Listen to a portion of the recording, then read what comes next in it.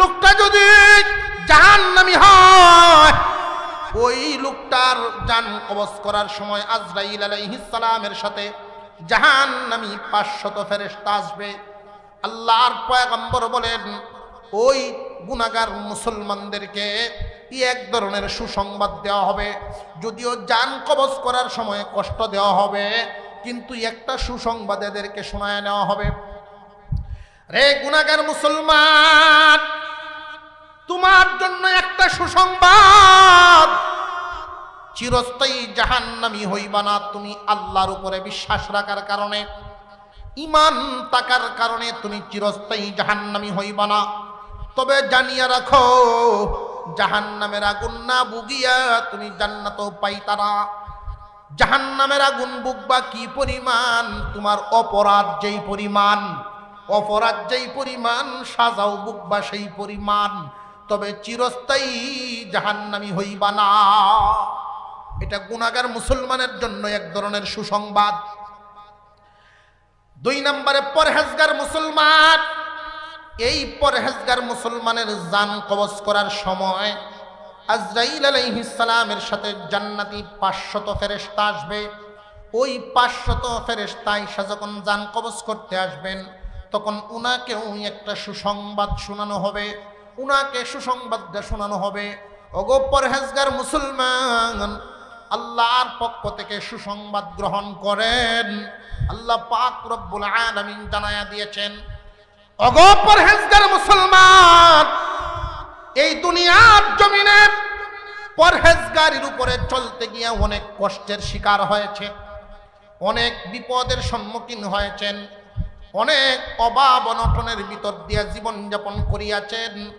তবু জীবনে কোনোদিন আল্লাহ নারাজি কাজ করেন নাই, হারাম উপার্জন করেন নাই।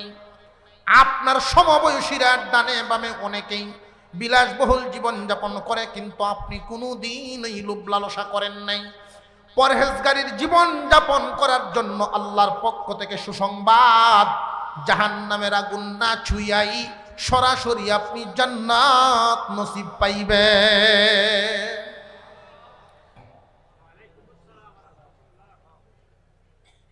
আলহামদুলিল্লাহ নাহমাদুহু ওয়া নাস্তাঈনুহু ওয়া নাস্তাগফিরুহু ওয়া নু'মিনু বিহি ওয়া নাতাওয়াক্কালু আলাইহি ওয়া নাউযু বিল্লাহি মিন শুরুরি আনফুসিনা ওয়া মিন সাইয়্যিআতি আ'মালিনা।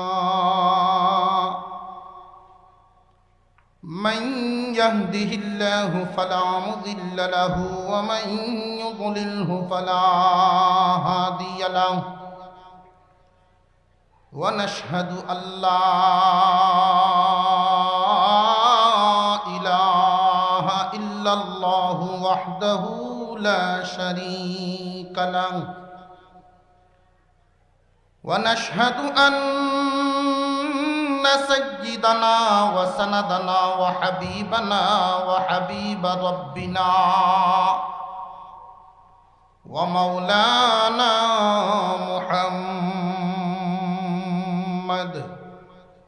محمدا عبده ورسوله الذي أرسل إلى الناس كافة بشيرا ونذيرا وداعيا إلى الله بإذنه وسراجا منيرا. أما بعد فأعوذ بالله من الشيطان الرجيم. بسم الله الرحمن الرحيم. ومن الناس من يشري نفسه ابتغاء مرضات الله والله رؤوف بالعباد. صدق الله العظيم. وقال رسول الله صلى الله عليه وسلم من أحب لقاء الله أحب الله لقاءه ومن كره لقاء الله كره الله لقاءه وصدق رسوله النبي الكريم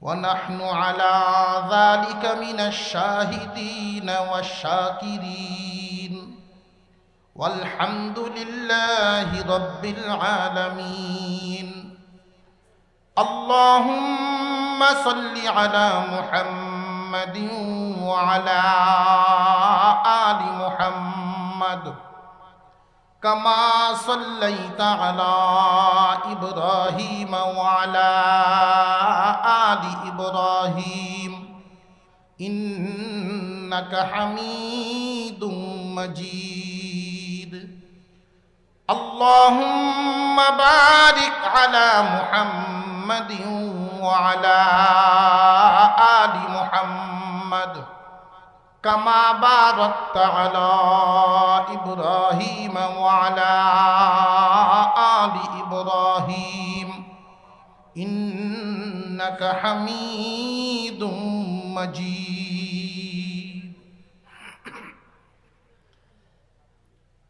ফেনী জেলা ফুলগাজী উপজেলার ঐতিহ্যবাহী দ্বীনি বিদ্যাপীঠ ফুলগাজী আশরাফিয়া মাদ্রাসা কর্তৃক আয়োজিত আজকের এই ইসলামী সম্মেলনের শ্রদ্ধাভাজন সভাপতি সাহেব, উপস্থিত হযরত উলামায়ে কেরাম,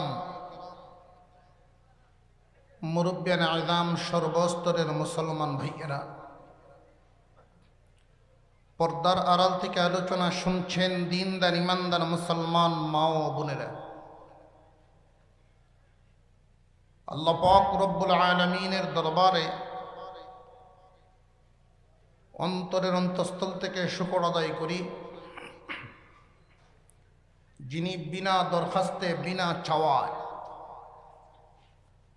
অত্যন্ত দয়া করে আমাদেরকে মানুষ বানায় দুনিয়াতে পাঠাইছে। আল্লাহ যদি ইচ্ছা করতেন মানুষ না বানাইয়া যে কোনো একটা প্রাণী বানাইয়াও পাঠাতে পারতেন। আল্লাহ যদি আমাদের কাউকে কোনো প্রাণী বানায়া পাঠাইতেন, এতে অসন্তুষ্ট হইয়া আল্লাহর বিরুদ্ধে প্রতিবাদ করার কোনো অধিকার, সুযোগ, সুবিধা, ক্ষমতা ছিল? মহান মাওলায়ে করিম একান্ত দয়া করেই আমাদেরকে মানুষ বানাইছে। আল্লাহর যত সৃষ্টি আমরা দেখি বা না দেখি, সমস্ত সৃষ্টিকে মহান আল্লাহ বানিয়েছেন হুকুমের মাধ্যমে, কিন্তু মানুষকে বানাইতে গিয়ে আল্লাহ কুদরতি হাত লাগায়া হাত দিয়ে বানাইছে।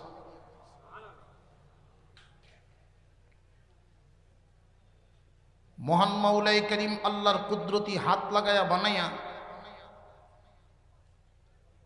এই পৃথিবীর জমিনে আমাদেরকে পাঠাইবার আগে আদম জাতিকে পৃথিবী নামক দুনিয়াতে, এই দুনিয়া নামক জায়গায় পাঠানোর আগেই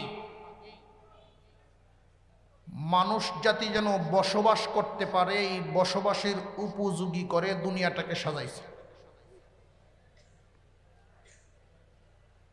মানব জাতি পৃথিবীতে থাকতে যেন কোনো অসুবিধা না হয়,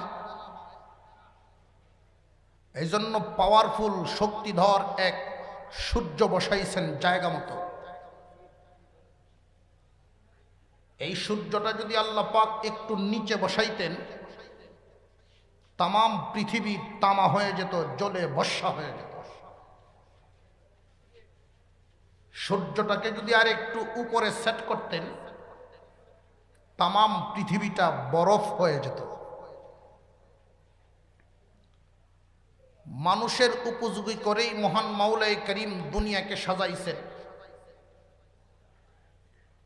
এই দুনিয়াতে আল্লাহ পাক মানুষ আগে পাঠাইছেন না দুনিয়াকে আগে সাজাইছেন? মানব জাতি বানাইছেন আল্লাহর কুদরতি হাত লাগায়া, হুকুম দিয়ে বানান নাই। এই আদরের জাতি দুনিয়াতে আসার আগে দুনিয়াটাকে মানুষের বসবাসের যোগ্য বানাইছেন, উপযোগী বানাইছেন। মানুষ এই পৃথিবীতে বসবাস করতে গিয়া সবচাইতে প্রয়োজনীয় যত বস্তু আছে, সবচেয়ে গুরুত্বপূর্ণ বস্তুগুলো আল্লাহ পাক সহজ করে দিছে। সূর্যের আলো ছাড়া মানুষ বাঁচবে? আর একটু জোরে কর। বাতাস ছাড়া মানুষ বাঁচবে? সূর্যের আলো বাতাস বিক্রি করে ফুলগাজী এমন কোন ব্যাপারী আছে? মানুষ পানি ছাড়া বাঁচবে না, পানি আল্লাহ পাক সহজ করে দিছে। এই পানি যদি আমাদের দৈনন্দিন কিনে ব্যবহার করতে হতো তাহলে অনেক মানুষ এমন পাওয়া যাইতো বছরে একবার শুধু ঈদের দিন গোসল করল।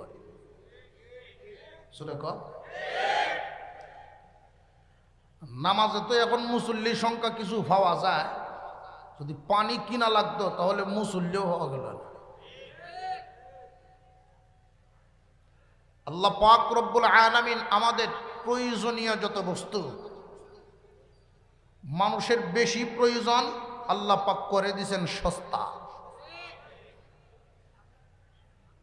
এই দুনিয়াতে চলতে ফিরতে আমাদের স্বর্ণের প্রয়োজন বেশি পড়ে না লোহার প্রয়োজন বেশি পড়ে?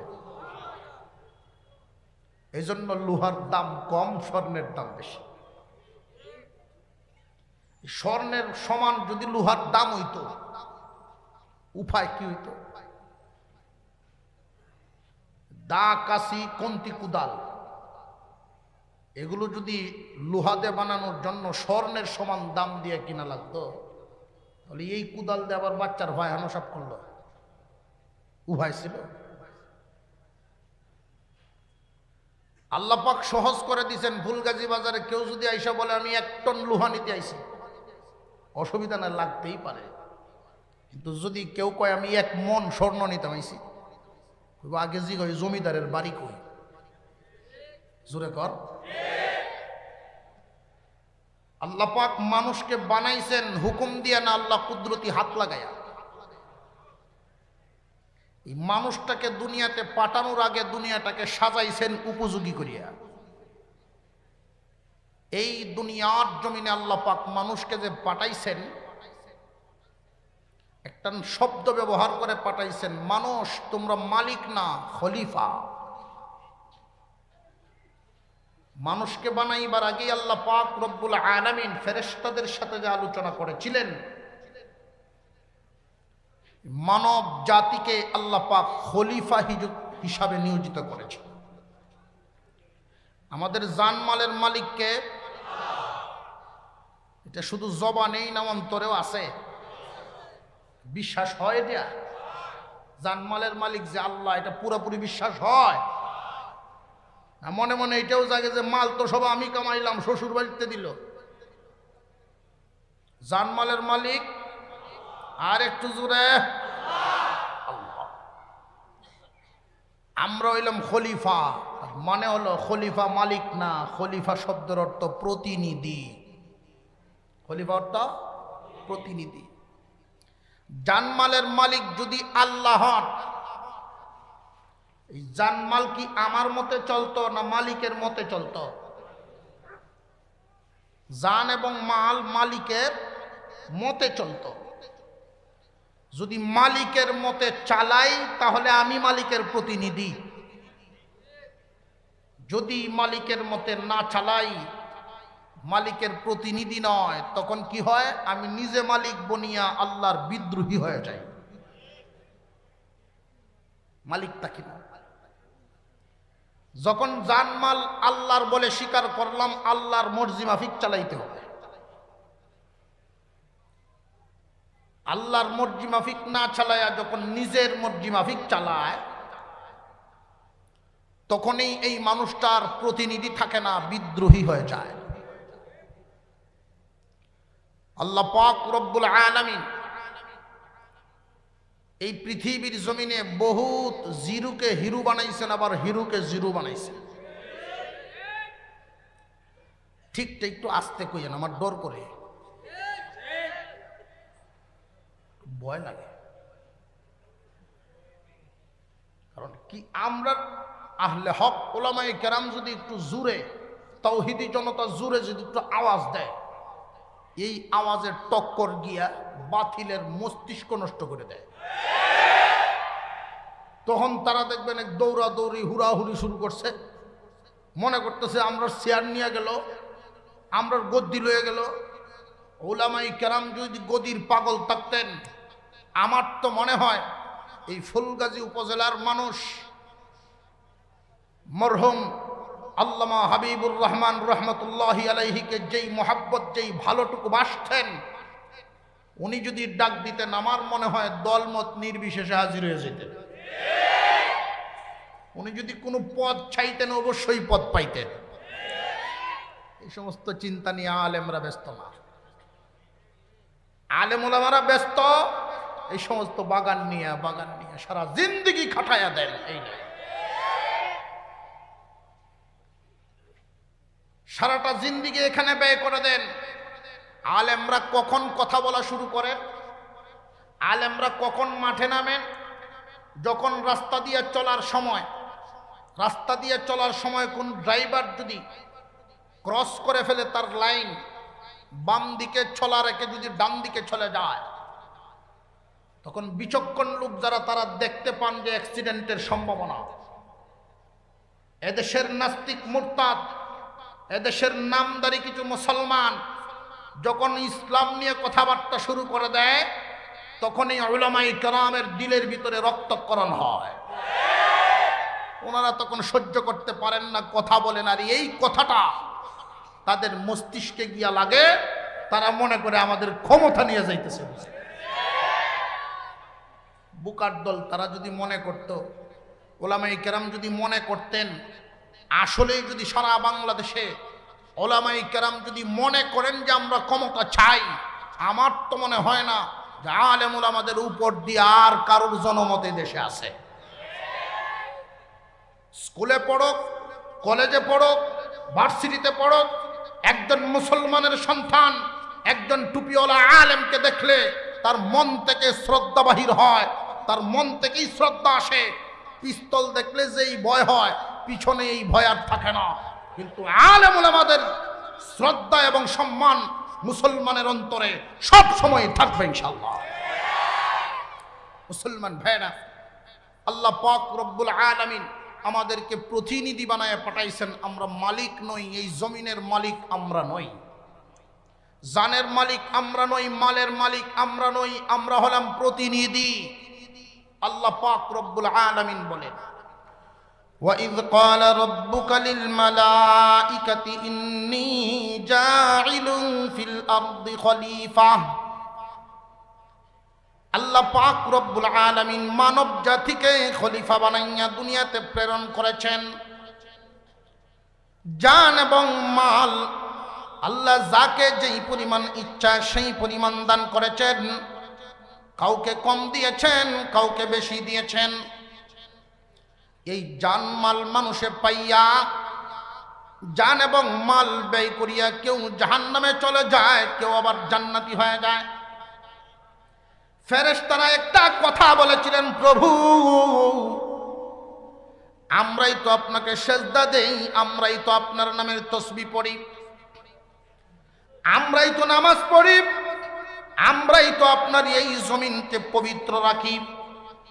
আল্লাহ রব্বুল আলামিন ওই দিন বলেছিলেন, ইন্নী আ'লামু মা লা তা'লামুন।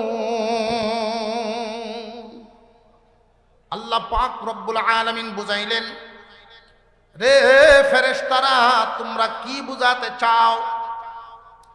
ফেরেশতাদের জিজ্ঞাসা করার উদ্দেশ্য ছিল, প্রভু এই আদম জাতিকে যে আপনি বানাইলেন আমাদের চাইতে ক্ষমতা বেশি দিয়া, আদম জাতিকে আপনি বানাইলেন আমাদের চাইতে জ্ঞান বেশি দিয়া, ফেরেশতাদের চাইতে মানুষের জ্ঞান অনেক বেশি। মুফাসসিরিনে কেরাম বলেন ফেরেশতাদের চাইতে মানুষের জ্ঞান কি পরিমাণ বেশি। আল্লাহ পাক রব্বুল আলামিন যেই ফেরেশতাকে আগুনের দায়িত্ব দিয়েছেন ওই ফেরেশতা পানি সম্পর্কে কোনো জ্ঞান রাখে না। যেই ফেরেশতাকে আল্লাহ পাক রব্বুল আলামিন বাতাসের দায়িত্ব দিয়েছেন ওই ফেরেশতা মাটির সম্পর্কে কোনো জ্ঞান রাখে না। অর্থাৎ ফেরেশতাদের জ্ঞানটা হলো সীমাবদ্ধ আর আদমের জ্ঞান হলো ব্যাপক। জ্ঞানের দিক থেকে ফেরেশতার চাইতে আদম কি দুর্বল না সবল? মহান মাওলাই কারীম জ্ঞান দিলেন বাড়াইয়া, চলার জন্য দিলেন স্বাধীনতা, কিন্তু ফেরেশতাদেরকে এই স্বাধীনতা দেন নাই। পৃথিবীর জমিনে কোনো সৃষ্টিকে এই স্বাধীনতা দেন নাই। লক্ষ্য করে দেখবেন, মানব জাতি লক্ষ্য করে দেখবেন, আম গাছকে আল্লাহ পাক হুকুম দিয়েছেন আম ধরার জন্য, জীবনে কোনোদিন কাঁঠাল ধরবে না। এই দিক দিয়ে তো আমরা আরেক মাহফিলের সমান জায়গা রয়েছে, আরেক ফ্যান্ডেলের সমান এদিক দিয়ে জায়গা রয়েছে। আমরা একটু যদি হিম্মত করি, একটু হিম্মত, কোরআন হাদিসের মজলিসে নিজে জায়গা ছেড়ে দিয়ে আরেক বাইরে বসার সুযোগ করে দিলে, আরেক বাইরে জায়গা করার সুযোগ করে দিলে আল্লাহ তাআলা আমাদের পরকাল প্রশস্ত করে দিবেন। আমরা চাই কি চাই না আমাদের পরকাল প্রশস্ত হোক? আমরা কারা কারা চাই? হাত তুললে না, লরিয়া লরিয়া হাত তুলে জাগাত বইয়ে হাত তুললে লাভ রাখি, লরেন লরিয়া লরিয়া বুঝাইতাম, লরিয়া লরিয়া বুঝাইতাম যে আমি চাই ইনশাআল্লাহ তাআলা। পিছনে ভাইরা এদিক দিয়ে অনেক জায়গা রয়েছে, আপনারা একটু সামনের দিকে আগায়া বসেন।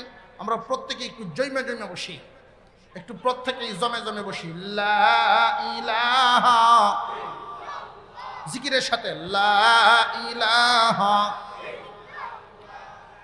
লা ইলাহা ইল্লাল্লাহ, লা ইলাহা। সামনে আগায়া, সামনের দিকে।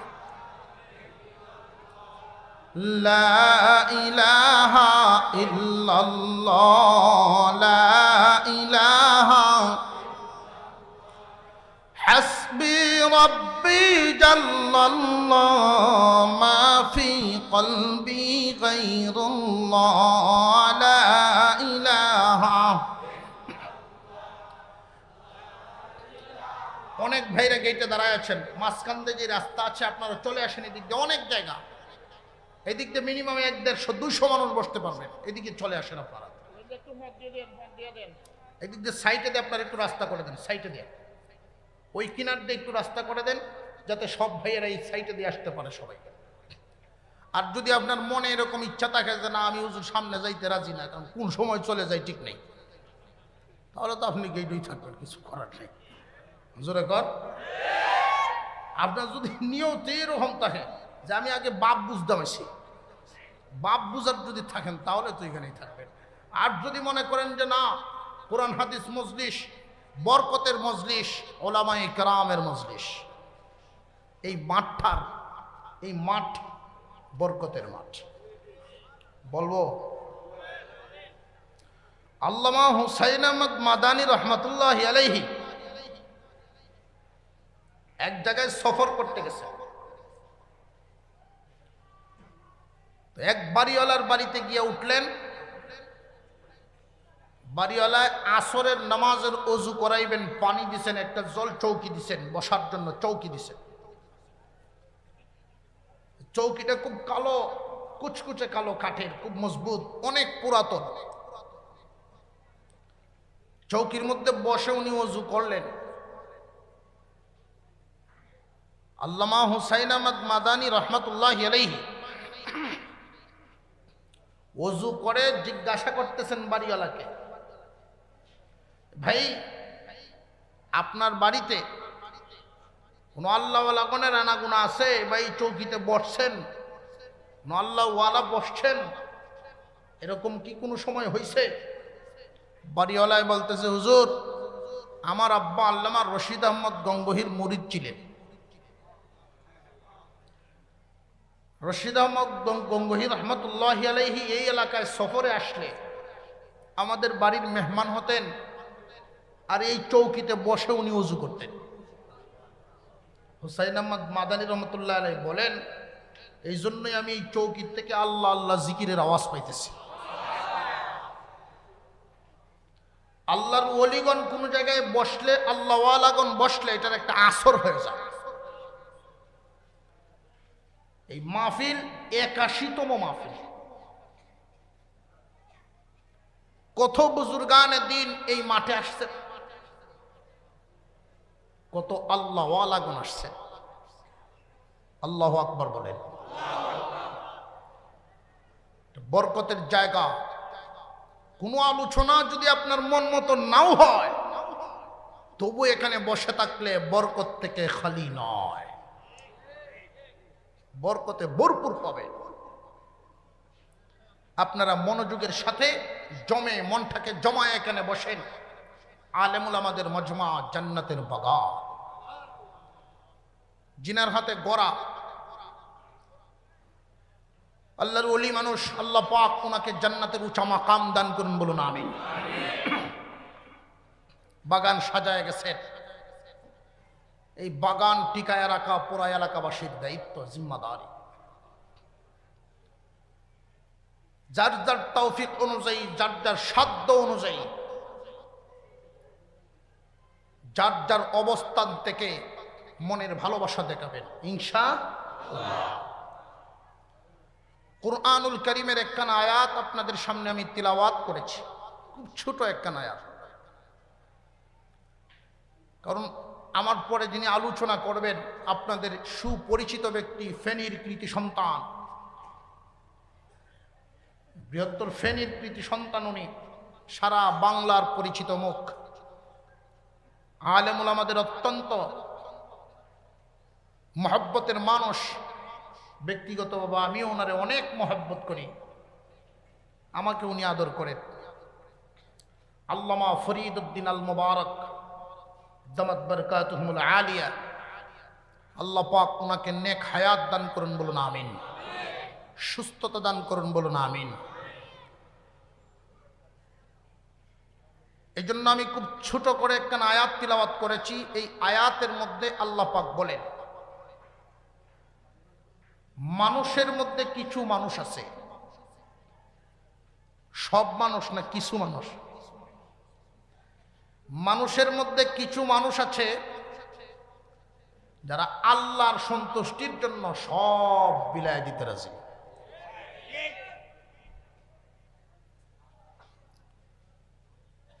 মনে করেন একদিকে রাখা হলো আল্লাহর সন্তুষ্টি, আর একদিকে দুনিয়ার সকল নিয়ামত। আল্লাহর সন্তুষ্টির দাম কত, এই কথাটা যিনি বুঝতে পারছেন, উনি এই দুনিয়ার সকল নাজ নিয়ামত বাদ দিয়া আল্লাহর সন্তুষ্টিটাকেই ধরবে। সবাই না, কিছু মানুষ, ছোট্ট একটা দল, কিছু মানুষ আল্লাহর সন্তুষ্টির জন্য সব ত্যাগ দিতে রাজি, তবু আল্লাহর সন্তুষ্টিটাকেই ধরে রাখবে। আল্লাহ পাক বলেন, দোস্ত জানায়া দেন এই দলটার জন্য আল্লাহ দরদি হইয়া যাও। মুসলমান ইমানদার ভাইরা আমার,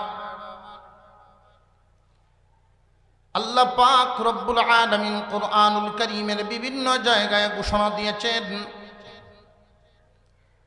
আল্লাহকে পাওয়ার জন্য, আল্লাহর সন্তুষ্টির জন্য যার কুরবানিটা যত বড় হয়, তার উপরে মেহেরবানিও তত বড় হয়। এই যুগে যুগে বহু ইতিহাস আমাদের চোখের সামনে আছে।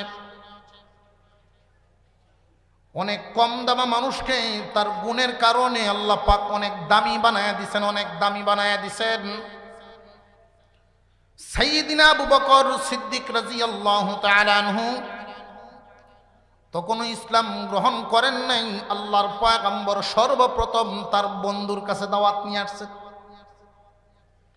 নবুয়ত প্রাপ্ত হওয়ার পরেই সাইয়্যিদনা আবু বকরকে দাওয়াত দিলেন। মহিলাদের মধ্যে সর্বপ্রথম খাদিজাতুল কুবরা রাদিয়াল্লাহু আনহাকে দাওয়াত দিলেন।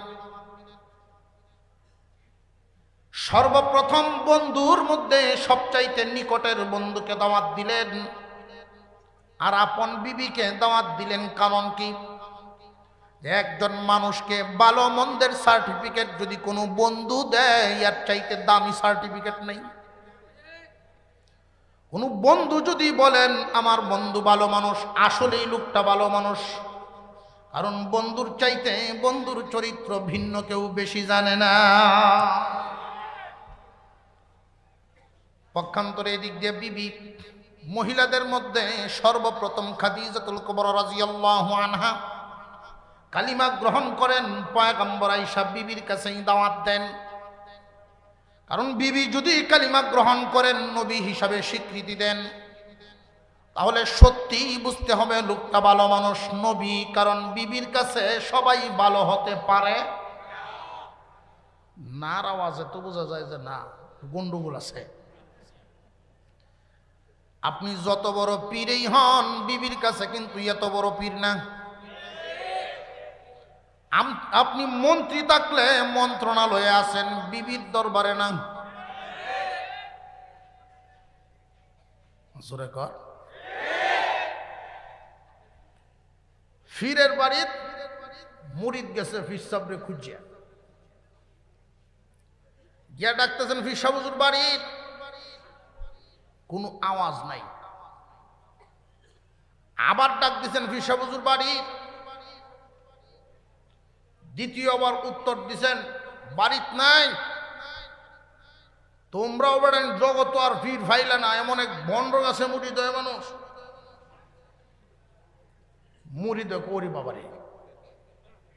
ফির সাহেব হুজুরের বিবিজি কি কয় যে আমার হুজুর কই গেছেন, কোন দেশে গেছে আমি জানি না, তবে আসুক আজকে বাড়িতে, আমি জারু লইয়া বইছি। ফিরের মুড়ি দেখো, আমি আর বেশিক্ষণ টিকলে মুশকিল আছে। ফির সাহেবরে খুঁজতে খুঁজতে গিয়া পাইছেন ফির সাহেব হুজুর আসতেছেন পাহাড়ি এলাকার থেকে, বাগরে গুড়া বানায় নিয়ে আসতেছেন। আর একটু জোরে কর না সুবহান। আপনারা সুবহানাল্লাহর আওয়াজে বোঝা যায় এটা কোনো বিষয়ই না।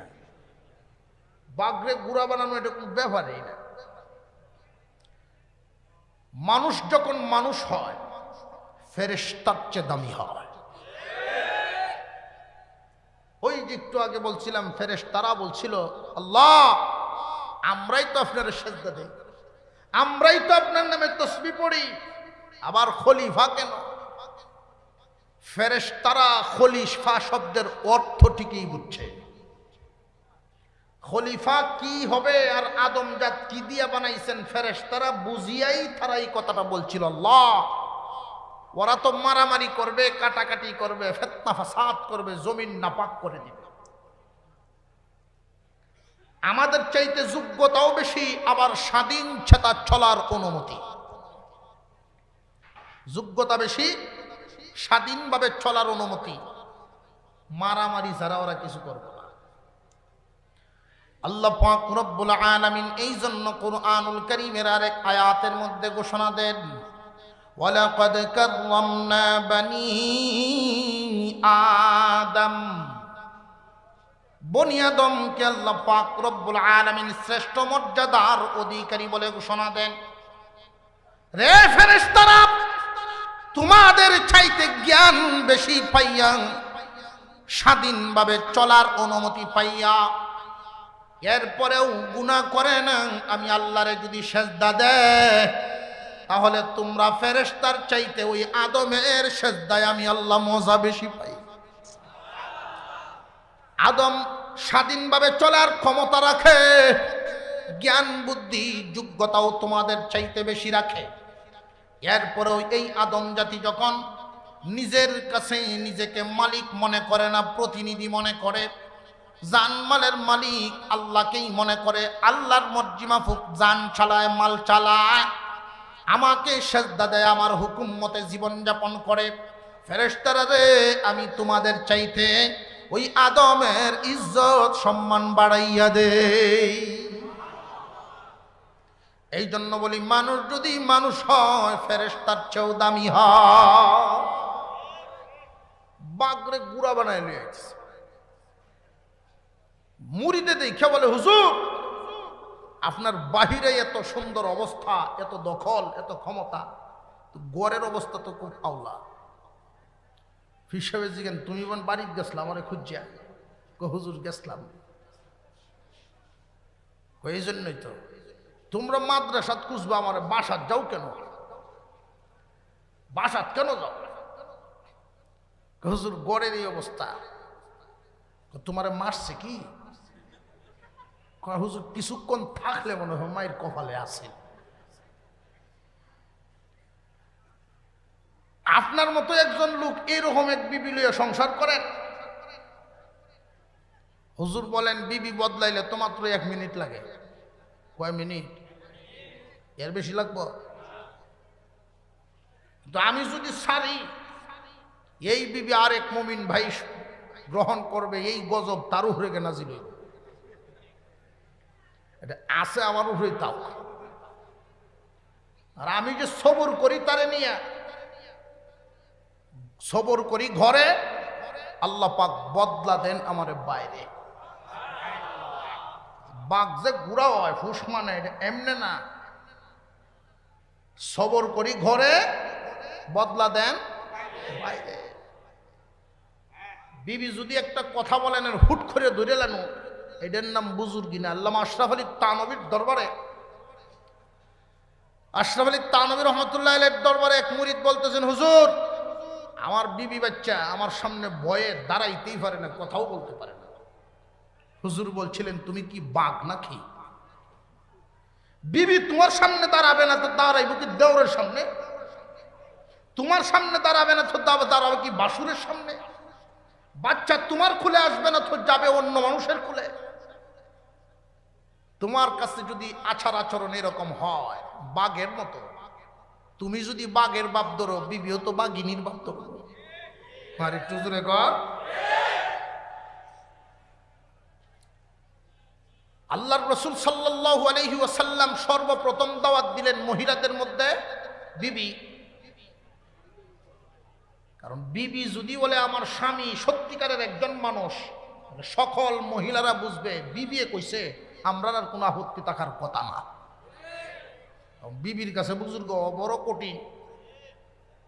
সারা দেশের মানুষ তোমার কাছে মুরিদ হয়, তুমি কি এর ফিট দিয়া, কি এর ফিট? তুমি তো কোনো কেরামতি দেখাও না। তুমি তো আর আমার পীর মানলা না।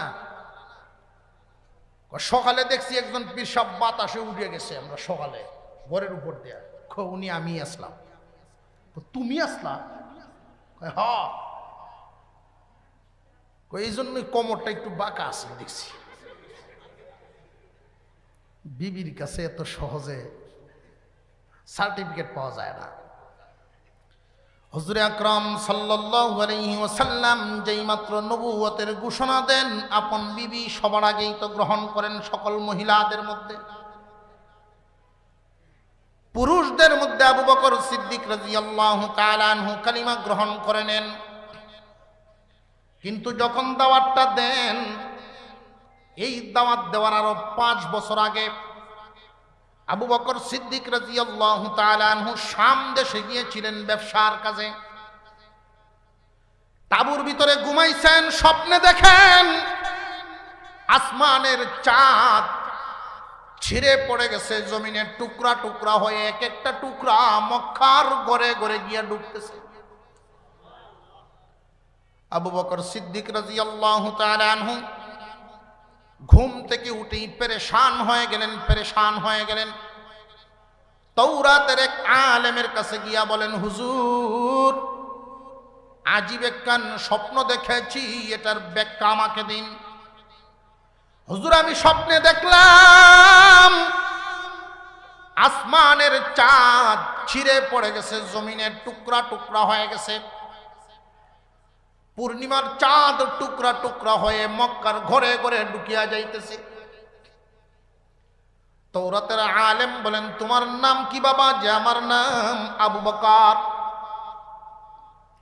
উনি জানায় দিলেন, শেষ নবী এবং শ্রেষ্ঠ নবী তোমাদের মক্কা নগরীতে আগমন করবে, আর সর্বপ্রথম তুমি তার হাত ধরে কালিমা গ্রহণ করবা। দেখছেন 5 বছর আগে আবু বকর সিদ্দিক রাদিয়াল্লাহু তাআলা আনহু এই স্বপ্ন আপন বিবির কাছেও বলেন নাই, কারোর কাছেই বলেন নাই। আপনার আমার পয়গম্বর যেই দিন দাওয়াত দেন আবু বকর সিদ্দিক রাদিয়াল্লাহু তাআলা আনহুর কাছে, আবু বকর, আল্লাহ আমাকে নবুয়ত দিয়েছেন, কালিমার দায়িত্ব দিয়েছেন, এই দাওয়াত দিলাম, গ্রহণ করো। আবু বকর সিদ্দিক রাদিয়াল্লাহু তাআলা আনহু মনে মনে সিদ্ধান্ত নিয়েছেন, তুমি নবী হওয়ার যোগ্য ভাই, কারণ একসাথে বড় হইলাম, জীবনে কোনোদিন যার মুখে স্লিপ কেটেও মিথ্যা কথা শুনি নাই। তোমার আচরণ সম্পর্কে আমার ধারণা আছে, শ্রেষ্ঠ নবী এবং শেষ নবী হওয়ার যোগ্য তুমি। মনে মনে সিদ্ধান্ত নিয়েছেন গ্রহণ করবেন। কিন্তু আল্লাহর পয়গম্বরকে বলেন, মুহাম্মদ, আপনি যে শেষ নবী, আল্লাহ নবুয়তি দিয়েছেন, এই নবুয়তের দলিল কি? আপনি যে নবী, এই নবুয়তের দলিল দিন, তাহলেই আমি কালিমা গ্রহণ করে নিব, কোনো প্রশ্ন আর করব না। হুজুর আকরাম সাল্লাল্লাহু আলাইহি ওয়াসাল্লাম জানায় দিলেন, দোস্ত, 5 বছর আগের শাম দেশে দেখা সেই স্বপ্ন হলো আমার নবুয়তের দলিল। আবু বকর সিদ্দিক রাদিয়াল্লাহু তাআলা আনহু আর দেরি করেন নাই, হাত বাড়ায়া দিলেন, হাত ধরে ফেললেন। যেই স্বপ্ন আমি বলি নাই, আল্লাহ পাক জানায় দিয়েছেন, উনি নবী ছাড়া আর কেউ না।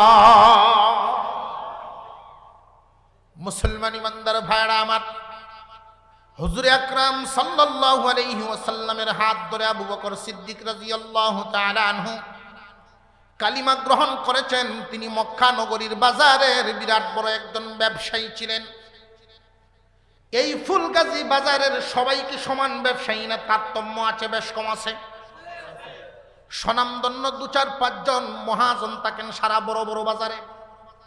আবু বকর সিদ্দিক রাদিয়াল্লাহু তাআলা আনহু মক্কা নগরীর বিরাট বড় একজন ব্যবসায়ী ছিলেন। তিনি শুধু লোকাল ব্যবসায়ী নন, আন্তর্জাতিক মানের একজন ব্যবসায়ী। ইনপুট করতেন মালামাল বিদেশ থেকে, বিভিন্ন শহর থেকে। আবু বকর সিদ্দিক রাদিয়াল্লাহু আনহু যেই দিন কালিমা গ্রহণ করেন, ওই দিন থেকেই উনার সময়টাকে ভাগ করলেন, অর্ধেক দেন দোকানে, অর্ধেক দেন দাওয়াতে। সাথী দোকানদার ছিল উনার। সাথের দোকানদারেরা ডাক দিয়া বলে, আবু বকর, মুহাম্মাদের সাথী হয়ে গেছে, তুমি ক্ষতিগ্রস্ত হইবা। মুহাম্মাদুর রাসূলুল্লাহর সাথী হইছ, ক্ষতিগ্রস্ত হইবা।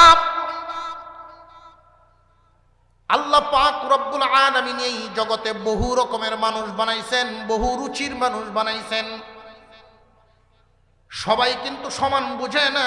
এই জন্য মুরব্বীদের জবানের কিছু কথা আছে, যে যেই জিনিস বুঝে ওইটাই তো সে কুজে, যে যে জিনিস চিনে দাম দিয়া হইলেও কিনে।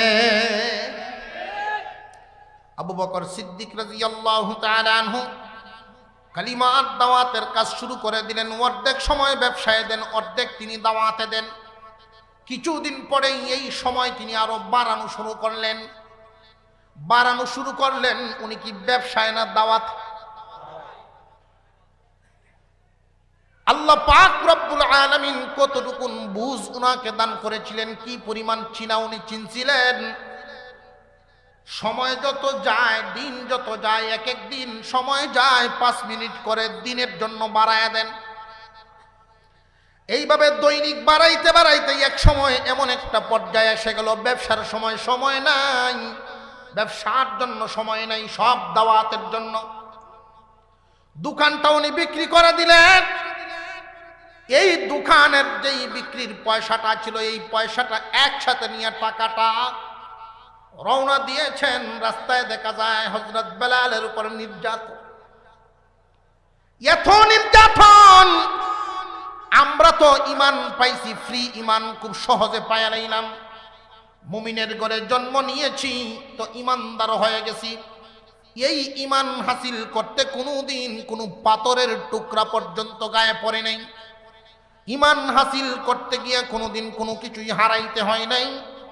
এই জন্য ইমানের কদরও আমরা বুঝি না। বর্ডার সাইটগুলোতে সারা বাংলাদেশের এই নিউজ হলো, বর্ডার সাইটগুলোতে দেখা যায় দুনিয়ার সামান্য কিছু টাকা পয়সার লোভে ধর্মান্তরিত হইয়া খ্রিস্টান এবং ইহুদিদের কাতারে নাম লেখায়া দেয়। মুসলমান ইমানের কত দাম, ইমানের কত দাম।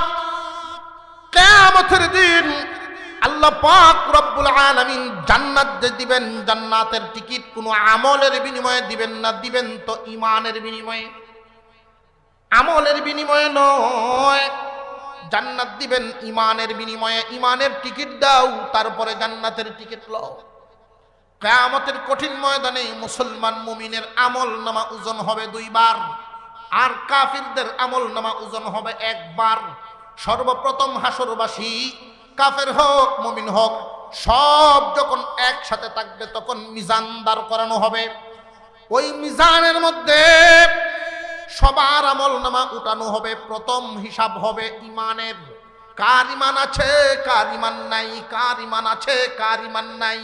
যাদের ইমান আছে মহান আল্লাহর পক্ষ থেকে এদের জন্য সুসংবাদ, ডান হাতে আমল নামা দাও। ডান হাতে যখন আমল নামা দেওয়া হবে, আর যাদের ইমান নাই এদের ব্যাপারে ঘোষণা করা হবে বাম হাতে আমল নামা দিয়া চিরস্থায়ী জাহান্নামী বলিয়া ঘোষণা দাও। ইমানের কত দাম, ইমানদার হওয়ার কারণে চিরস্থায়ী জাহান্নামী হয় নাই। একজন মানুষ সারা জিন্দেগি ভর যদি গুনার মধ্যে ডুবিয়া থাকে, শুধু ইমানটুকু নিয়ে যদি দুনিয়ার জমিন ছাড়তে পারে, ওই মানুষটাও চিরস্থায়ী জাহান্নামী হইবে না। আল্লাহ পাক রব্বুল আলামিন ইমানের বদৌলতে কোনো না কোনো সময় ওই ইমানদারকে আল্লাহ জাহান্নাম থেকে পবিত্র করিয়া 10টা দুনিয়ার সমান একটা জান্নাতের মালিক বানাইবে।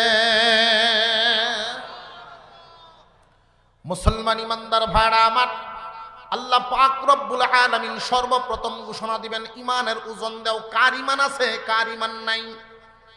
যাদের ইমান থাকবে ডান হাতে আমল নামা দেওয়া হবে। ডান হাতে আমল নামা পাইয়া খুশি হইয়া ঘোষণা দিতে থাকবে, রে হাসরবাসীরা তাকায়া দেখো, আমাকে আল্লাহ ডান হাতে আমল নামা দিয়েছেন, চিরস্থায়ী জাহান্নামী থেকে নাম মুছে গেছে। আমি চিরস্থায়ী জাহান্নামী নই।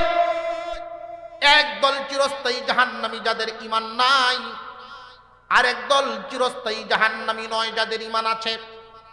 দ্বিতীয়বার যখন ওজন দেওয়া হবে তখনই হবে আমলের ওজন, নেকি বদির ওজন হবে তখন, যার অপরাধ যেই পরিমাণ সাজাও ভুগবে সেই পরিমাণ। মুসলমান ইমানদার ভাইরা আমার, তাফসীরের কিতাবের মধ্যে বলা হয় মুসলমান 3 প্রকার। মুসলমান কয় প্রকার? আর একটু জোরে কোন।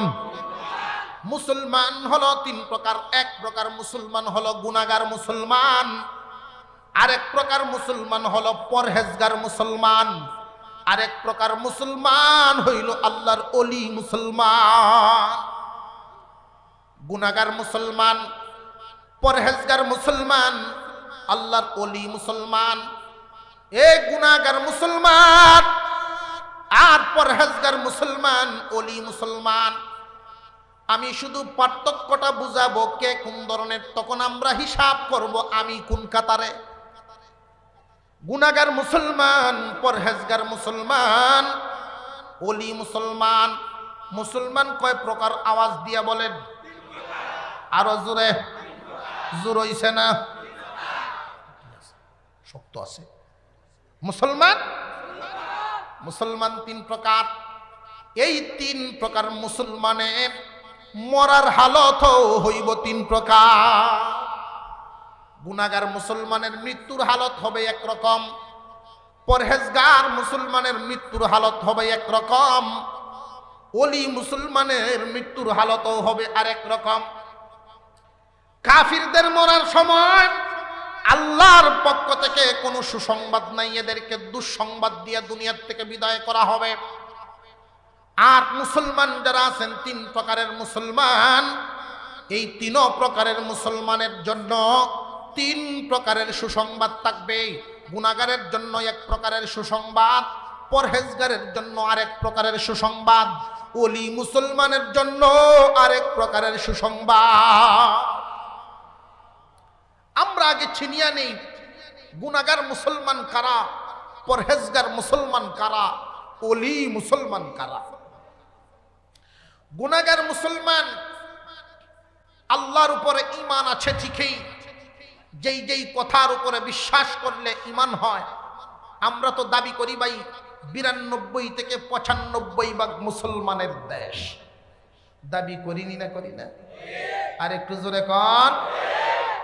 কিন্তু আসলে 92 থেকে 95% মুসলমানের দেশ এটা নয়। 92 থেকে 95% হইলে মুমিনের দেশ হইতে পারে, মুসলিমের দেশ নয়। মুমিন আর মুসলিমের মধ্যে বেশ কম আছে। মুমিন শব্দের অর্থ বিশ্বাসী, মুসলিম শব্দের অর্থ হলো আত্মসমর্পণকারী। মুমিন শব্দের অর্থ বিশ্বাসী, মুসলিম শব্দের অর্থ আত্মসমর্পণকারী। আপনারা কি মনে করেন আমরা সবাই যদি আত্মসমর্পণকারী হই তাহলে আমাদের চলাফেরার কোনো স্বাধীনতা আছে না? আল্লাহর মর্জি মাফিক। যারা আল্লাহর মর্জি মাফিক চলে নিজেদেরকে আত্মসমর্পণকারী মনে করতে পারে। আমরা আল্লাহর মর্জি মাফিক চলতে পারি না, চলি নিজের মতে। কথা বুঝে আসতেছে? আল্লাহ আছেন না নাই? কুরআনুল কারীম যে আল্লাহর কিতাবেতে কোনো সন্দেহ আছে নাকি? কুরআনুল কারীমে কিছু আয়াত সত্য, কিছু ভুলও আছে। আরো জোরে। কুরআনুল কারীমের ভিতরে একটা নক্তাও ভুল নাই। আরো জোরে। কুরআন যে সত্য এতে কোনো সন্দেহ আছে নাকি? ফেরেশতা আছে না নাই? যদিও দেখি না, তবে আল্লাহর ফেরেশতা আছে। তকদিরের ভালো মন্দ কার পক্ষ থেকে? কিয়ামতের দিন আল্লাহর সামনে দাঁড়াতে হবে। এই কথাগুলোর উপরে আমাদের বিশ্বাস আছে না নাই? এই কথাগুলোর উপরে বিশ্বাস করার নাম হইল ঈমান, এই অনুযায়ী আমল করার নাম হইল ইসলাম। বিশ্বাস করার নাম হইল ঈমান, আমল করার নাম হইল ইসলাম। যে নাকি বিশ্বাস করে তারে মুমিন বলে, যে ইসলামের উপরে চলে তারে মুসলিম বলে। মুসলমান ভাইয়েরা আমার, গুনাহগার মুসলমান আল্লাহ পাক রব্বুল আলামিনকে বিশ্বাস করে, আল্লাহর আইন বিশ্বাস করে, নামাজ বিশ্বাস করে, রোজা বিশ্বাস করে, হজ বিশ্বাস করে, যাকাত বিশ্বাস করে, আল্লাহ পাকের সমস্ত আইন বিশ্বাস করে, নবীর বাণী বিশ্বাস করে, কিন্তু আমলের ক্ষেত্রে পরিপূর্ণ নয়। সুযোগ পাইলে সুদও খায়, সুযোগ পাইলে ঘুষও খায়, এমন মুসলিম আছে না না? এদেরকে বলে গুনাহগার মুসলমান। মুসলমান কয় প্রকার? প্রথম আমরা চিনলাম এরা হইল গুনাহগার মুসলমান। আল্লাহর আইন সবকিছু মানে, ইসলামকে মন প্রাণে ভালোবাসে, পছন্দ করে। পরহেজগার মুসলমান হইল তারা সারা জিন্দিগি বর হালালকে হালাল জানিয়া, হারামকে হারাম জানিয়া জীবন যাপন করিয়াছে। জীবনে কোনোদিন ইচ্ছাকৃতভাবে একটা টাকাও হারাম লাইনে উপার্জন করে না। না খায়া থাকবে তবু হারাম পথে চলে না। আল্লাহ পাক নিষেধ করেছেন এমন লাইনে কদম বাড়াবে না। প্রয়োজনে না খায়া থাকবে, কষ্ট করবে, টিন শেডের মধ্যে ঘুমাইবে, বিল্ডিং এর স্বপ্ন দেখবে না। মাটির ফ্লোরের মধ্যে ঘুমাইবে, পাকার চিন্তা করবে না। ওই মানুষগুলো হালাল উপার্জন করিয়া খানা খাইবে, অল্পে মুঠা বাথে মুঠা কাপড়ে জীবন যাপন করবে। জীবনে কোনোদিন হারাম পথে উপার্জন করবে না, কারণ আল্লাহ নারাজ হয়। জীবনে কোনোদিন আল্লাহর আদেশ করা বিধিবিধান সে ছাড়বে না। নামাজ যত কষ্টই হোক না কেন, শীত কনকনে শীত, এরপরে উঠে ফজর পড়বে। এই রকম আল্লাহর বিধিবিধান মতে জীবন যাপন করে। আল্লাহর হুকুমগুলো যতই কষ্ট হোক মন রে মানাইয়া হুকুমগুলো পালন করে। আল্লাহ নিষেধ করেছেন ওইগুলোর থেকে নিজেকে বাঁচায়া রাখে। সারা জীবন ভর ওইভাবে জীবনযাপন যদি করে, কখনো শয়তানের দুকায় পরে যদি অন্যায় হইয়া যায়, এমন কান্নাকাটি করে, এমন ভাবে তওবা করে, আল্লাহকে খুশি না করিয়া নিজে খুশি হয় না। পরহেজগার মুসলমান, গুনাহগার মুসলমান আর পরহেজগার মুসলমান কি এক না বেশ কম আছে? আর একটু জোরে কর। হালাতি মাসে 1 কোটি টাকা কামানো না জায়েজ না জায়েজ? আরো জোরে, জোর হইছে না? আরো জোরে। একজন মানুষ ব্যবসা করেন, তিনি প্রতি মাসে সুযোগ পাইছেন হালাল পথে 1 কোটি টাকা ইনকাম করা, জায়েজ না না জায়েজ? কিন্তু হারাম পথে 5 টাকাও, আর একটু জোরে, হালাল পথে প্রতি মাসে যদি 5 কোটিও কামান, জায়েজ আছে? পরহেজগারি থাকবো, অসুবিধা হইতো না? হালাল পথে যেই পরিমাণ ইচ্ছা করেন কোনো অসুবিধা নাই, আল্লাহর অনুমতি আছে। কিন্তু হারাম পথে 1 টাকাও কামাতে পারবেন না, অনুমতি নেই। গুনাহগার মুসলমান হালাল হারাম চিনে না, সব এক কানো মিশাইলায়। আর পরহেজগার মুসলমান জীবনে কোনোদিন হালাল হারাম এক করবে না, আলাদা রাখবে। আর ওলি মুসলমান, ওলি মুসলমানের সংখ্যা খুব কম, হাতে গোনা কিছু মানুষ আছে। ওলি মুসলমানের যে সমস্ত বৈশিষ্ট্য বর্ণনা করা আছে, ওলি মুসলমানের যে সমস্ত বৈশিষ্ট্যগুলো কিতাবাতিতে বর্ণনা করা হয়, এর মধ্যে একটা বৈশিষ্ট্য আমি আপনাদের সামনে তুলে ধরি। হুব্বে দুনিয়া, দুনিয়ার লোভ লালসা। দুনিয়া উপার্জন করার সুযোগ আছে, এরপরেও হালাল পথেও দুনিয়া কামানোর লোভ লালসা না। হালাল পথে দুনিয়া কামানো না জায়েজ না জায়েজ? কিন্তু ওলি মুসলমান যারা, তারার সুযোগ থাকলেও দুনিয়ার দিকে মন দেয় না, দুনিয়ার দিকে লাথি মারে। হালাল পথে উপার্জন করা জায়েজ, কিন্তু ওলি মুসলমান, এই ওলি মুসলমানগণ হালাল পথেও দুনিয়ার লোভ লালসা করে না। এই শুধুমাত্র দুনিয়ার জীবন কোন রকম চলে গেলেই হইল। আমি একজন ওলির কথা আপনাদেরকে শোনাইয়া দেই। আমার নিজের দেখা দেওবন্দের বড় একজন আলেম ছিলেন। উনাকে এলাকার মানুষ শুধু ফুল মিয়া হাবিজ সাহেব বলে ডাকতো। কিন্তু আমিও মনে করতাম উনি শুধু হাফিজ মনে হয়, কিন্তু না, উনি দেওবন্দের বড় এক আলেম। যখনই উনার ভালো লাগতো মাঝে মাঝে বুখারীর দর্শে ঢুকে যাইতেন, শাইখুল হাদিসগণ উঠে উনারা জায়গা দিয়ে দিতেন। এত বড় মানের এক আলেম, আল্লাহ পাক উনাকে একটা ক্ষমতা দিয়েছিলেন। উনি বড় মাপের একজন হাকিম ছিলেন।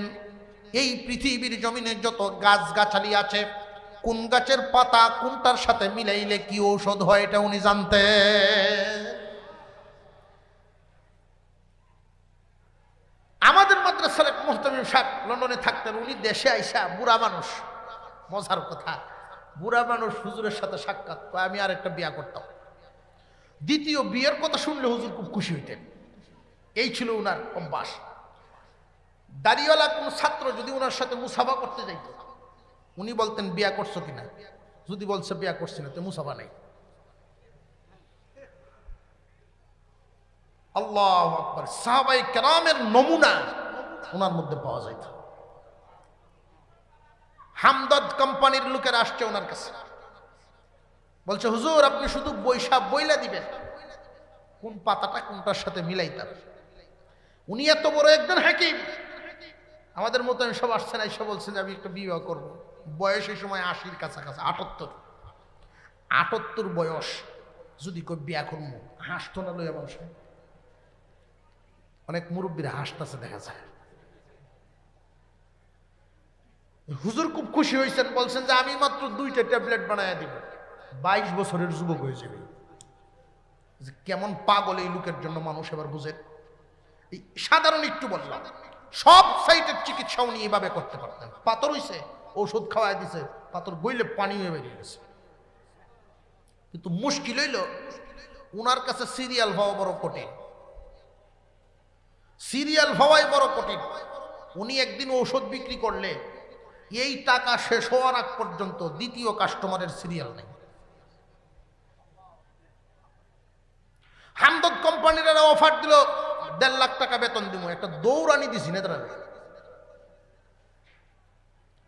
হালাল পথে উনি কি কোটিপতি হইতে পারতেন না পারতেন না? কিন্তু আল্লাহর ওলি মুসলমান, উনার পাঞ্জাবিটা পরতেন মাঝে মাঝে সাদা কাপড়ের পাঞ্জাবি, সাদা কাপড়ের জুব্বাটা উনি পরতেন, মাঝে মাঝে নীল কাপড় দিয়েও তালি দিছে মিলে।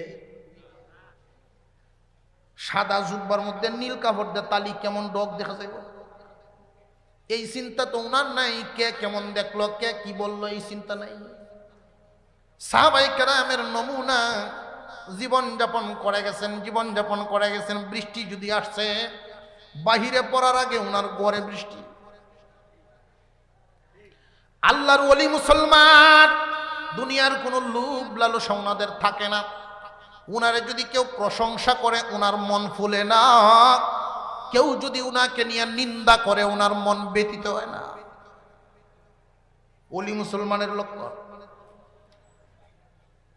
সংখ্যায় কি সচরাচর পাওয়া যায় না খুব কম? গুনাহগার মুসলমান চিনছেন তো? পরহেজগার মুসলমান চিনছেন তো? ওলি মুসলমান চিনছেন তো? 3 প্রকার মুসলমানের মরণ হবে, 3 প্রকার। মরার সময় 3 প্রকারের সুসংবাদ 3 দলের জন্য থাকবে। মুসলমান ইমানদার ভাইয়ারা আমার, আল্লাহ পাক রব্বুল আলামিন ফেরেশতা পাঠায় দিবেন। ফেরেশতা আজরাইল আলাইহিস সালাম যখন আসবেন জান কবজ করার জন্য, লোকটা যদি জান্নাতি হয় তাহলে তার সাথে জান্নাতি 500 ফেরেশতা আসবে। আর লোকটা যদি জাহান্নামী হয়, ওই লোকটার জান কবজ করার সময় আজরাইল আলাইহিস সালামের সাথে জাহান্নামী 500 ফেরেশতা আসবে। আল্লাহর পয়গম্বর বলেন, ওই গুনাহগার মুসলমানদেরকে এক ধরনের সুসংবাদ দেওয়া হবে। যদিও জান কবজ করার সময় কষ্ট দেওয়া হবে, কিন্তু একটা সুসংবাদ এদেরকে শোনায় নেওয়া হবে। রে গুনাহগার মুসলমান, তোমার জন্য একটা সুসংবাদ, চিরস্থায়ী জাহান্নামী হইবা না। তুমি আল্লাহর উপরে বিশ্বাস রাখার কারণে, ঈমান থাকার কারণে তুমি চিরস্থায়ী জাহান্নামী হইবা না। তবে জানিয়া রাখো, জাহান্নামের আগুন না বুগিয়া তুমি জান্নাতও পাইতা না। জাহান্নামের আগুন বুকবা কি পরিমাণ? তোমার অপরাধ যেই পরিমাণ, অপরাধ যেই পরিমাণ, সাজাও বুকবা সেই পরিমাণ। তবে চিরস্থায়ী জাহান্নামী হইবা না। এটা গুনাহগার মুসলমানের জন্য এক ধরনের সুসংবাদ। 2 নম্বরে পরহেজগার মুসলমান। এই পরহেজগার মুসলমানের জান কবজ করার সময় আজরাইল আলাইহিস সালামের সাথে জান্নাতি 500 ফেরেশতা আসবে। ওই 500 ফেরেশতা এসে যখন জান কবজ করতে আসবেন, তখন উনাকেও একটা সুসংবাদ শোনানো হবে। উনাকে সুসংবাদটা শোনানো হবে, ওগো পরহেজগার মুসলমান, আল্লাহর পক্ষ থেকে সুসংবাদ গ্রহণ করেন।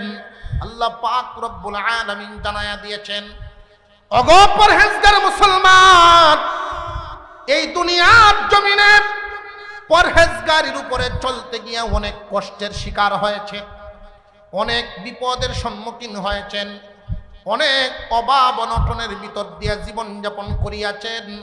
তবু জীবনে কোনোদিন আল্লাহ নারাজি কাজ করেন নাই, হারাম উপার্জন করেন নাই। আপনার সমবয়সীরা ডানে বামে অনেকেই বিলাসবহুল জীবন যাপন করে, কিন্তু আপনি কোনোদিন এই লোভ লালসা করেন নাই। পরহেজগারির জীবন যাপন করার জন্য আল্লাহর পক্ষ থেকে সুসংবাদ, জাহান্নামের আগুন না ছুঁয়াই সরাসরি আপনি জান্নাত নসিব পাইবে। আপনার জান্নাত নসিব হইব, সরাসরি জান্নাতের সুসংবাদ দেওয়া হবে পরহেজগার মুসলমানকে। 3 নম্বরে ওলি মুসলমান। আল্লাহর ওলি মুসলমানকে আল্লাহ পাক রব্বুল আলামিন জান্নাতের সুসংবাদ দিলেই ওলি মুসলমান খুশি হইবেন না? সুবহানাল্লাহ। আর একটু জোরে কোন সুবহানাল্লাহ। ওলি মুসলমানকে জান্নাতে সুসংবাদ দেওয়া হবে না, কারণ ওলি মুসলমান আরো উঁচা মাকামের জান্নাত জাহান্নামের চিন্তা ভাবনাই তারা করে না। আল্লাহর ওলি যারা হয়ে যান,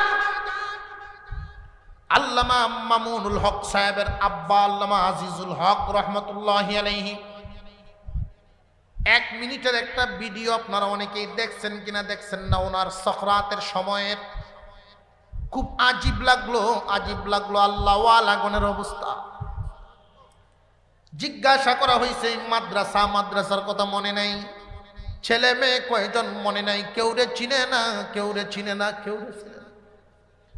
যে আপনার ছেলে, আদরের ছেলে মামুনকে কি মামুন চিনে না, কিন্তু একটা শব্দ ভুলে নাই, আল্লাহ আল্লাহ আল্লাহ আল্লাহ। আল্লাহ নামটা কিন্তু উনি ভুলেন নাই, আল্লাহ শব্দ ভুলেন নাই। আল্লাহর ওলিগণ হাজী ইমদাদুল্লাহ মুহাজির মক্কি রহমতুল্লাহি আলাইহি দোয়া করতেন, আল্লাহ তুমি আমারে কেন বানাইছো জানি না, তুমি কোন কাজে লাগাইবা আল্লাহ তুমি জানো, যদি গো জাহান্নামে দিয়া দাও তবে আমি ইমদাদুল্লাহর দরখাস্ত হলো ওইখান থেকে যেন তোমারে দেখা যায়। আল্লাহ আমি তোমারে চাই, জান্নাত চাই না তোমারে চাই। সুবহানাল্লাহ। এই জন্য আবার কাল হতে কিনে আবার আপনারা শুরু করে দেন যে আমরা জান্নাত চাই না তোমারে চাই। আপনারা নিয়ে আবার এই দোয়া করেন, দেখেন সাবধান, আমরা তার মাপ কাটিতে বেশ কম আছে না নাই। এক বেটা বিয়ে করছে, খুব সুন্দরী, সাংঘাতিক সুন্দরী, মা বাবার পছন্দের মহিলা, খুব সুন্দরী, বিবাহ করছে। বিবি সাহেব বাড়িতে গেছে, ফোন দিল যে তুমি আইসা পড়ো আগামীকালকে বিকালে। কয় না, তুমি যদি না আসো আমি যাব না। এই বিবি না দিককে তার ভালো লাগে না। বলতেছেন দেখো, আমি যদি একদিনের জন্য চলে আসি শ্বশুর বাড়িতে, দোকানটা বন্ধ থাকবে, 2000 টাকা লস হবে। তুমি যদি 2000-এর চিন্তা করো, আমি আসি 1 মাস। এখন সুন্দরী বউ এই কথা বলছে, দোকান বন্ধ কেন, 2000 কেন, 20,000 লস হইলেও বিবি জ্ঞান বনি নামতো না। আর একটু জোরে কর। আরেকবারের বউ কালো কুটকুটে, কুসকুসা কালা, পছন্দ না। তখন এই বিটির কথা শুনিয়া দেখছে যে তুমি না আইলে আমি যাইতাম না। এই কথা শোনার পরেই দেখা যায় দোকান বন্ধ করে স্বামী আয় ভরছে। তাহলে আমিও আমার জামাইয়ের সাথে এই কথাই, তার জামাই যখন ফোন দিছে আমার নেওয়া, তুমি আসবা না, যে তুমি আইসা যদি নেওতে যাব, তুমি যদি না আসো আমি যাব না। জামাই কয় আল্লাহ আমারে বাঁচাইছে, তুই না আইলে বাল্লা। কথা বুঝাইতেছে, দুইটা কি সমান? আপনারা জ্ঞানী আবার এই দোয়া শুরু করে দেন, আল্লাহ জান্নাত চাই না। আমরা দরজা তাদের দরজা সমান নয়, এই জন্য অবস্থাও কিন্তু সমান না। আল্লাহর ওলিগণকে আল্লাহ পাক ইন্তেকালের সময় একটা সুসংবাদ দিবেন। কিসের সুসংবাদ? ইয়া আইয়াতুহান নাফসুল মুতমাইন্নাহ ইরজিই ইলা রাব্বিকি রাদিয়াতাম মারদিয়া ফাদখুলি ফি ইবাদি ওয়াদখুলি জান্নাতি। জান্নাতের 500 ফেরেশতা যে আসবেন, তারা এই আয়াত তিলাওয়াত করবেন উঁচা উঁচা আওয়াজে। এই আয়াত পড়তে থাকবেন আর উনাকে শোনাইতে থাকবেন, উনি শুনতে থাকবেন, জান্নাতটা দেখাইতে থাকবে। আর কানের মধ্যে সুসংবাদ দেওয়া হবে, আল্লাহ পাক রব্বুল আলামিন আমাদেরকে পাঠাইছেন, চলেন চলেন হে প্রশান্ত হৃদয়, প্রশান্ত রূহ, প্রশান্ত আত্মা, তুমি বাহির হয়ে যাও। কোথায় যাব? ইলা রাব্বিকি রাদিয়াতাম মারদিয়া, আল্লাহর দিকে যাইবা। এমত অবস্থায় আল্লাহ তোমার প্রতি খুশি, তুমিও আল্লাহর প্রতি খুশি। এমন হালতে তুমি বাহির হইবা, আল্লাহর সাথে দেখা হইব। আল্লাহর ওলিগণ জান্নাতের সুসংবাদ পাইয়া এত খুশি নয়, যখন বলবে আল্লাহর দিদার নসিব হবে, তখন বান্দার মন খুশি হইয়া বাহির হইয়া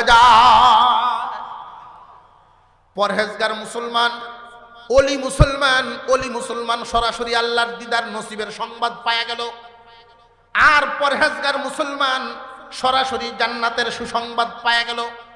বাকি রইলাম আমরা যারা গুনাহগার মুসলমান, মাঝে মাঝে অনেক আমলের ঘাটতি হয়ে যায়, এমন আছে না নাই? গুনাহগার মুসলমান কিয়ামতের কঠিন ময়দানে এমন কিছু মানুষ হাসরের মাঠে 100 বছর, 20 বছর, 30 বছর, 40 বছর, 1000, 2000, 1 লাখ, 2 লাখ, এমনকি কোটি বছরের সাজা যখন মঞ্জুর হয়ে যাবে, সাজার রায় হয়ে গেছে, এরপরে এই জমিনের কিছু কিছু কাজের উসিলায় মহান মৌলাই করিম এদেরকে মাফ করে দিবেন। এই বাংলাদেশে খুব লক্ষ্য করে দেখেন, এই বাংলাদেশে একটা পদের অধিকারী আছেন, যিনি নাকি মার্ডার মামলার আসামিকেও ফাঁসির সাজাপ্রাপ্ত আসামিকেও ইচ্ছা করলে মাফ করতে পারেন। আছে না নাই? ঠিক তেমনি ভাবে কিয়ামতের দিন আপনার আমার পয়গম্বর ঘোষণা দিয়েছেন, ইয়াশফাউ ইয়াউমাল কিয়ামাতি সালাসা, আল আম্বিয়া সুম্মাল উলামা সুম্মাশ শুহাদা। 3 দল মানুষ হাসরের মাঠে সুপারিশ করতে পারবেন, যাদের সুপারিশ মঞ্জুর হবে। 1 নম্বরে নবীগণ, 2 নম্বরে আলেমগণ, 3 নম্বরে শহীদগণ। নবীগণের দরজায় তালা লেগে গেছে, নবীগণ আর দুনিয়াতে আসবেন না, ওয়ারাসাতুল আম্বিয়া থাকবে, আর শহীদদের সাথে সম্পর্ক করার সুযোগ নেই। একজন মানুষ শাহাদাত বরণ করে দুনিয়ার থেকে বিদায় হয়ে যায়। একটা জামাত দুনিয়ার জমিনে আছে, আলেম উলামার জামাত। এই আলেম উলামার জামাত যেই দিন মুসিবত তোমাদের সামনে দাঁড়াবে, ভাই ভাইকে চিনবে না, মা তার সন্তানকে চিনবে না, স্ত্রী তার স্বামীকে পরিচয় দিবে না। এমন এক মুসিবতের দিনেই, মহাসংকটপূর্ণ মুহূর্তে আলেম উলামা উম্মতে মুহাম্মাদি ছাড়বে না। আলেম উলামা কিন্তু আমাদের সঙ্গ ছাড়বে না। আলেমদের সাথে সুসম্পর্ক থাকলে পড়ে, আলেম উলামাদের কাজের মধ্যে আমাদের অংশগ্রহণ থাকলে পড়ে, কিয়ামতের দিন, ওই দিন আল্লাহ পাক রব্বুল আলামিনের দরবারে আলেমগণ সুপারিশ করবেন। আরেকখান কথা আপনাদের সামনে বলি, কিয়ামতের কঠিন ময়দানে আল্লাহ পাক রব্বুল আলামিন ডাক দিবেন, আরে লৌহে মাহফুজ, আমার কালাম কই? তোমার কাছে না আমার কালাম ছিল? আল্লাহর কালাম কোথায় ছিল? আরো জোরে আওয়াজ দিয়ে কোন কোথায়? কালাম কোথায়? লৌহে মাহফুজ জবাব দিবে, আমার কাছে তো ছিল, এই কালাম তো আপনার হাবিবের কাছে গেছে। জিবরাইল আমিন জানায় দিবেন, প্রভু হে, আমি এই কালামেই না তোমার হাবিবের কাছে পৌঁছায়া দিছি। আল্লাহ পাক রব্বুল আলামিন জিজ্ঞাসা করবেন, হাবিব আমার কালাম কোথায়? কালাম কোথায়? কালামের হেফাজত কি পরিমাণ করা হয়েছে? আপনার আমার পয়গম্বর ওই দিন জবাব দিবেন, প্রভু আপনার কালাম যদিও আমি পাইয়াছিলাম, আমি হেফাজত করিয়াছি, সাথে আনি নাই, আমার উম্মতের জিম্মাদারিতে রেখে আসছি, আমার উম্মতের কাছে রেখে আসছি আল্লাহর কালাম। আল্লাহ পাক রব্বুল আলামিন এই উম্মতকে ডাক দিতে চাইবেন জিজ্ঞাসা করার জন্য। আপনার আমার পয়গম্বর সিজদায় পড়ে যাবেন, প্রভু আমার উম্মত তো সবাই সমানভাবে আপনার কালামের হেফাজত করতে পারে নাই। আপনার কালামকে হেফাজত যেইভাবে করার কথা, আমার উম্মত হয়তো সবাই সমানভাবে পারবে না, পারে নাই। এই জন্য আমি দরখাস্ত করি, প্রভু আমার উম্মতকে জিজ্ঞাসা না করে আপনার কালামকেই জিজ্ঞাসা করেন। আল্লাহ পাক রব্বুল আলামিন ওই দিন আল্লাহর কালামকে জিজ্ঞাসা করবেন, উম্মতে মুহাম্মাদি, আমার হাবিবের উম্মত তোমার কি পরিমাণ হেফাজত করছে, কি পরিমাণ হেফাজত করছে? ওই দিন আল্লাহর কালাম জবাব দিবে। হাদিস শরীফে আসিয়াছে, আল্লাহর কালাম যেই যেই জবাব দিবেন, আল্লাহর কালাম যেই কথাগুলো বলবে, এমনকি কুরআনুল কারীম আল্লাহর সাথে এক ধরনের ঝগড়া শুরু করে দিবেন, ঝগড়া শুরু করে দিবেন। বলেন আল্লাহু আকবার। আল্লাহর কালাম বলবে, আল্লাহ আমাকে হেফাজত করার জন্য তোমার জমিনের একদল বান্দা নিজের বাপ দাদার রেখে যাওয়া জমিন আমার হেফাজতের ঘরের জন্য দান করে দিছিল। নিজের জমা জমি করে নাই, বাড়ি ঘর বানাই নাই, আমার হেফাজতের কাজের জন্যই জায়গা দিয়া দিছিল। প্রভু, একদল মানুষ নিজের উপার্জিত সম্পদ দিয়া, নিজের পরিশ্রম, বিবি বাচ্চা রেখে দেশের বাড়ি ছাড়িয়া বিদেশের বাড়িতে থাকতো। নিজের উপার্জনের ঘাম জড়ানো পয়সা, সারাদিন ডিউটি করে চাকরির পয়সা, ওইখান থেকে জীবন ধারণের জন্য যা ইনকাম করতো এখান থেকে সামান্য বাঁচাইয়া আমার হেফাজতের কাজের জন্যই মাদ্রাসাওয়ালা আলেমদের হাতে জিম্মাদারি দিত। আল্লাহ তোমার বান্দাদের একদল মানুষ আমাকে পড়িয়া পড়িয়া আমারে বুঝিয়া বুঝিয়া হেফাজত করছে আলেম সমাজ। আর একদল মানুষ আমারে মুখস্থ করিয়া হেফাজত করছে। তামাম পৃথিবীর থেকে যদি কোরআন বিরোধীরা কোরআন মুছিয়া দিবার চায় সম্ভব? আর একটু জোরে কোন এদের দ্বারা কি সম্ভব? আল্লাহর কালাম কোটি কোটি সিনার ভিতরে আল্লাহ পাক হেফাজত করে দিয়েছে। এই যে দুধের বাচ্চাটাকে কোরআন হেফাজত করার জন্য নিজের মার সাথে ঘুম পাড়ায় নেই, যে শিশু নিজের মার সাথে ঘুমাইবার কথা এই টাইমে ঘুম পাড়ায় নাই, পাঠায় দিছে মাদ্রাসায়। আর বাবা গাঠিটা মাথায় নিয়ে, বিডিং পত্র মাথায় নিয়ে বাচ্চাটারে আঙুলে দড়িয়ে দড়িয়ে মাদ্রাসায় ভর্তি করে দিয়েছে। বাবারে তাকো, মাটির মানুষ দিয়া গেলাম, কোরআন জিনুকের মতো ভিতরে স্থাপন করে সোনার মানুষ হয়ে বেরিবা। মাদ্রাসায় ভর্তি করে দিছে কোরআন হেফাজতকারী বানাইবার জন্য। দেখবেন ফ্লোরের মধ্যে শিশুরা ঘুমায়। অনেক শিশু এমন আছেন, মাদ্রাসার হুজুররা জানেন, অনেক শিশু এমন আছেন বিছানায় পেশাব করে দেয়, বিছানায় পেশাব করে দেয়, হুজুরগণ নিজেই পেশাব সাফ করে। আল্লাহর কালাম ওই দিন বলবে, আল্লাহ একদল মানুষ আমারে মুখস্থ করে আমার হেফাজত করছে, আর একদল মানুষ আমারে বুঝিয়া মুখস্থ করিয়া ব্যাখ্যা বিশ্লেষণ জানিয়া বুঝিয়া হেফাজত করছে। আর একদল মানুষ আমার বিরুদ্ধে কথা বললে জমিনে স্লোগান দিত, কোরআন বিরোধী কোনো আওয়াজ আসলে আলেম সমাজ যখন ডাক দেন তখন রাস্তাঘাটে কোরআন হেফাজতের স্লোগান দিয়ে তারা হেফাজতের কাজ করছে। একদল মানুষ নিজেদের সম্পদ, নিজেদের উপার্জিত টাকা পয়সা দিয়ে সহযোগিতা করছে, আমার হেফাজতের কাজ করছে। আর একদল মানুষ লজিং রেখা, নিজের কোনো রক্তের সম্পর্ক না, নিজের কোনো আত্মীয় না, এরপরেও এদের খানাপিনার দায়িত্ব জিম্মাদারি গ্রহণ করছে। আল্লাহ একটাই কারণ, এই কোরআনের সম্পর্কের কারণে, এই কোরআনের সম্পর্কের কারণেই আমার সাথেই, আমি কালামের কারণে ওরা এখানে জড়িত হইতো, সম্পর্ক রাখত। নিজের শখ আল্লাহ সব কুরবানি দিয়া দিছে আমার হেফাজতের জন্য। যারা হাত বাড়ায় দিত, প্রভু গো এইভাবে তোমার উম্মত আমার তোমার বান্দারা আমার হেফাজত করছে, হাবিবের উম্মত আমার হেফাজত করছে।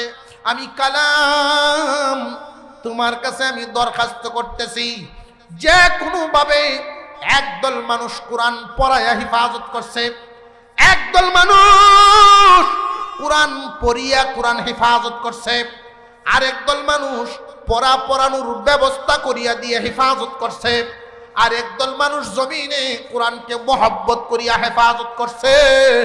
আল্লাহ তোমার কাছে দরখাস্ত করি, আমার হেফাজতকারী যে সমস্ত মানুষ, এদের কাউকে তুমি জাহান্নামে দিবা না। আল্লাহ পাক জানায় দিবেন, ওরা তো অনেক গুনাহগার মুসলমান। এই যে অনেক গুনাহগার মুসলমান, 100 বছর 1000 বছর সাজা হয়ে গেছে, আল্লাহর কালামের সাথে সম্পৃক্ত থাকতে রাজি আছেন?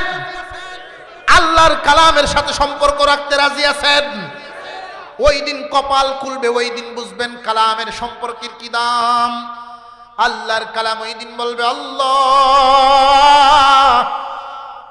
তোমার ওলিগণ সরাসরি জান্নাত পাইছে, তোমার দিদারের সংবাদ পাইছে, আর পরহেজগার মুসলমানেরা সরাসরি তো জান্নাতি হয়ে গেল।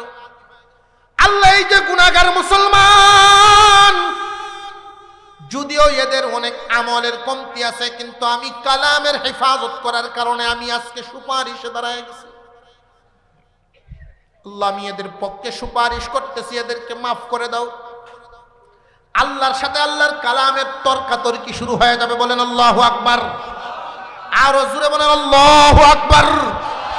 আল্লাহর কালামের তর্কাতর্কি শুরু হয়ে যাবে। আল্লাহ মাফ করে দাও, মাফ করে দাও, মাফ করে দাও। আল্লাহ বলবেন ওরা নামাজ পড়ে নাই, অনেকেই রোজাও রাখে নাই, সুদ ঘুষ নেয়, অন্যায় অনেক কাজ করছে। আল্লাহ পাক রব্বুল আলামিনের দরবারে এই কোরআনের খাদেমদের জন্য আল্লাহর কালাম ওই দিন সুপারিশ করবে, আল্লাহ মাফ করবানি, মাফ করবানি। আল্লাহ যদি এদেরকে মাফ না করো, আমি যে তোমার কালাম এটা অস্বীকার করো দেখি, আমি যে তোমার কালাম এটা অস্বীকার করো। আল্লাহ পাক বলবেন অস্বীকার তো করা যাবে না, তুমি আমার কালাম তাহলে মঞ্জুর করো।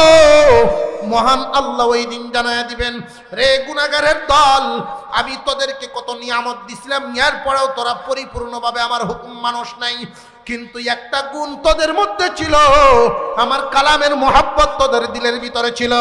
এই মহব্বত থাকার কারণে সুপারিশ মঞ্জুর করে তোদেরকে মাফ করিয়া দিলাম। আল্লাহর কালামের সুপারিশ পাইতে রাজি আছেন? আল্লাহ পাক এই সুপারিশ আমাদের নসিব করে দেন। আমরা কারা কারা চাই? আল্লাহু আকবার। আর জোরে বলেন আল্লাহু আকবার। হাত নামান।